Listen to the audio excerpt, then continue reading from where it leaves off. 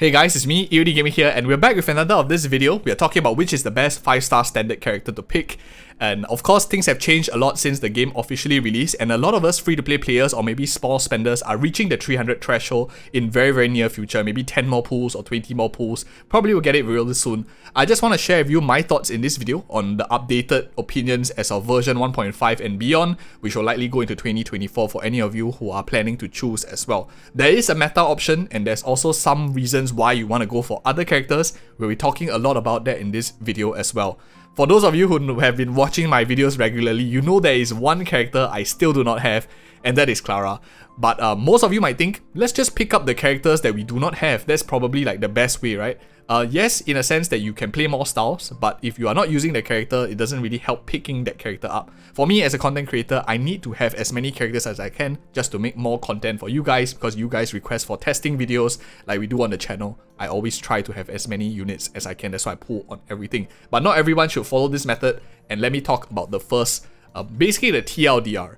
If you have no idea what to do, you are basically brand new to Honkai Star Rail and you already hit your 300 for some reason, my recommendation would be go for Bronya. I think she's the significantly best pick out of all the standard characters right now in version 1.4 and likely beyond too. There is one caveat to that, but I'll get into that in a little bit. And this is so much so that even if you have her at E0, you have one copy of her, chances are you're playing her in every single team composition that you already have. You're running Hyper Carry in one of the strong DPSs, Zealer, Xingliu, you're playing Imbibitor Lune or Blade or some other characters, everyone uses Bronya. Super strong character. And to make that even better, her E1 is super strong. So even if you have one copy of her, you want to actually look at this one, because in my opinion, this is as valuable as a new character, especially if you're playing Bronya every single Memory of Chaos. Why this is so good is because it makes one of her only downsides, a skill point hungry monster, half as bad. So 50% chance of recovering one skill point, which means you have 50% chance of not using or expending the skill point, which is pretty insane. Because for those of us who maybe can't relate, the reason why she's very skill point hungry is you always want to use her skill uptime. You push the unit in front, 100% action advance, you debuff them and you increase their damage for 46%. This is at level 5, of course, very embarrassing. I have her at very low level for this one. I should bring it up higher, but yeah, basically E1 basically reduces the skill point dependency of this character, making her much more efficient to run. You can use skill points for your other characters, more skill point efficient throughout your entire roster. That is why I think she's super good even at E1. If you are in doubt, the TLDR, you don't know what to pick, just pick Bronya, probably a safe pick up till E1. Now the catch why I say up to E1 is because E2 and beyond, if you look at this, it doesn't really justify losing out a new character, because a new character not only gives you like additional standard pulls on the side after you level them up, but it's a new playstyle, new element that you're countering, or by getting that character, maybe you don't have to pull for a limited character. For example, if you're getting, for example, Bailu, Japat, you don't have to pull like Huo in that sense, so you can save a little bit more for DPS characters that you like in future. If you're free to play, this resource efficiencies matter a lot, and I think that is the caveat. So E2, speed increase, yes, it is good for her, a character that you use a lot, but probably not something that you really want to give up another playstyle on as well, because it could save you a lot more resources by picking other characters, so you don't have to come back to it in future. So Bronya, safest pick. Let's talk about the other situation which we briefly mentioned, and that will be Japat as well as Bailu. Now these characters at the beginning, if you look back at our video that we did in the past, the standard choice, these two were like very high on the list. For any whales back then who were like pulling very quickly on the standard banner, you got a lot of tickets. These two were actually very good characters back then, because we only had very few S tier like meta defensive units like Fucc, Luota and Huo only came out much later. So right now, with all the options available, I would say the value of Japat as well as Bailu, both of them are very similar because they're defensive in nature, diminishes very significantly now in version 1.5. If you are a new player to the game, or for some reason you haven't had any luck, like you skipped all of these defensive units because you only like Bunga DPS, I think that you will find a lot of value with Japat and Bailu if you don't have any sustained characters. Maybe you just don't like the design of Huo, you don't like Luota and Fuccen's design for some reason. In that case, I think Japat Bailu will add a lot of value to your account, probably more so than Bronya E1, especially if you are really lacking of sustain, because there's no point doing up more damage if you can't even survive the enemy attacks. Japat and Pailu will allow you to probably run a solo sustain, especially if you build them right. You might not be able to like full clear Memory of Chaos with them carrying your entire team, but I think the fact that you are able to auto battle a lot of stuff with them is going to be a lot more convenient for most people who are just liking to like press auto and play and don't like having to keep restarting or manually clicking too much. Bronya at times is a bit finicky with her auto bump. Like if you play her in a team, for example with Blade and Jingliu, she doesn't push up Jingliu who needs it a lot more. So auto battle, not the best character in my opinion at least. So that is that for Japat and Pailu. These two characters, solid pick for any of you who don't have two very strong sustain. If you have maybe one Luota, I would still think either one of these two are good value. If you have two of them, two of the limited 5 stars, probably these two are not as critical. Now the next question is, when do you want to choose one over the other? I think that Pailu will make a lot more sense if you are taking damage throughout your team. There is no need to draw aggro to one particular point and your team doesn't mind like taking some sort of damage. Pailu is very good in that sense. She heals a lot throughout the roster. But if you have like one very squishy target, for example, if you have a Yanting, you don't want him to take any damage at all, you probably will want to run a shielder rather than a healer. Where Pailu shines is probably with teams that take aggro throughout, like Kafka's DOT teams. Everyone doesn't mind like taking a bit of damage. I think Pailu works a little bit better there. But of course, I think she doesn't have any cleanse, so it's very sad for this unit.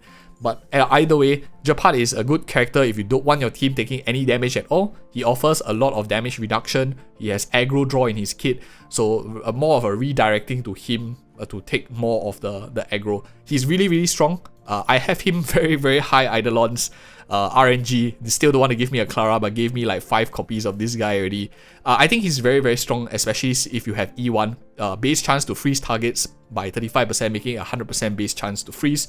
Very, very strong because he starts not only being a tank, but also being a control unit. Between the two, I favor him a little bit more, especially if you have E1, a lot more consistency. But I would not recommend going for Eidolons for this character. There are much better options. I like picking out other characters will add a lot more value to playstyle. Now that is for these two characters. I think the third one, like in third place, the one that I would highly recommend people consider will be Welt. This character has been forgotten since like 1.0 patch. No one is talking about him and everyone just seems to forget that he exists and he's still relevant. Now this is a character that is not useful right now because speed down is not a requirement. Right now it's all about higher DPS, break effect and etc.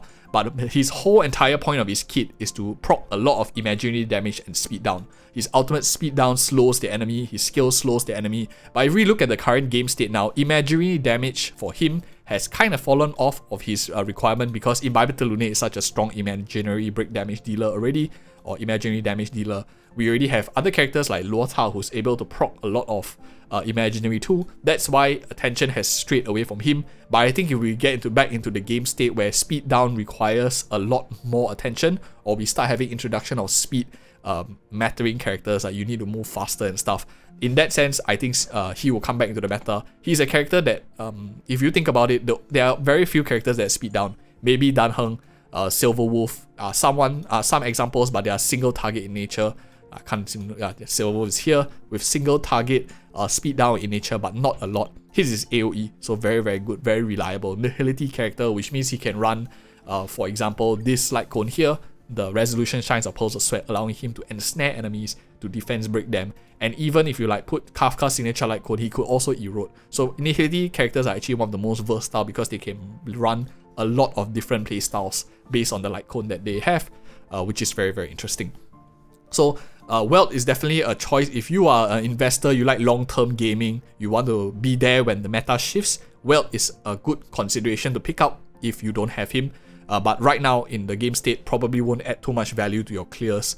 Should only be considered for players who have a lot of characters already to clear at high Memory of Chaos levels. So the next one that I want to talk about is a character that I do not have here, so I have to go into the data bank. If I had another choice, I would select this character because I don't have her and I want to create content.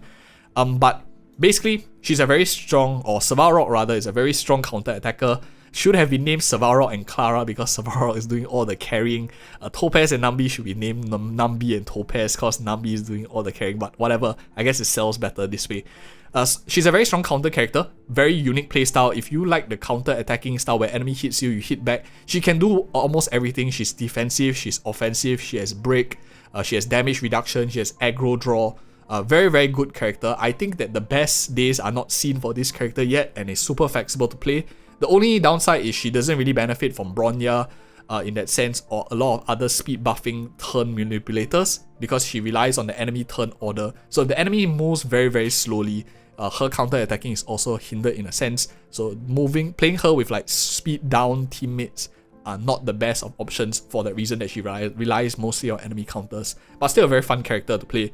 Still very, very good. Works with Tingyun, energy buffers, Huo as well. And especially since she recently got the follow-up set, might be a bit different, but I think the 4-piece physical set is slightly still going to be better. More testing has been done. I don't have her, so I can't test that, unfortunately. But probably going to be around the same tier as well. If you are a person that likes a character that can do everything, you want an investment that is safe, Clara is one of them. Adds in a new playstyle as well. Welt is more for the future, Clara is more for the present, whichever suits your fancy. I think that will be the recommendation. The last two are the forgotten, or people don't really care too much about them, will be Yanqing as well as Himiko. Let me talk about Himiko and why do I have her build and why do I like her so much. So I have her at basically max. Before I'm now trying to like switch to a signature like the follow-up set. But now, of course, so the ratios are a lot worse. But if you saw like recent content that I created about Himiko, my ratios are very, very strong on her with other sets. I think this character is a bit underrated in my opinion. For me, as a content creator, I need to clear dailies quicker so I can spend more time doing testing and stuff. Her AoE nature of damage is very, very useful. Follow-up attacking. I play her together with a team with Himiko and they can just like speed run all the small mobs very quickly in auto battle. Allows me to burn energy very quickly. So it's like a whale problem. Also a waifu. Out of all of the characters, I do like her design the most. I think probably very, very attractive.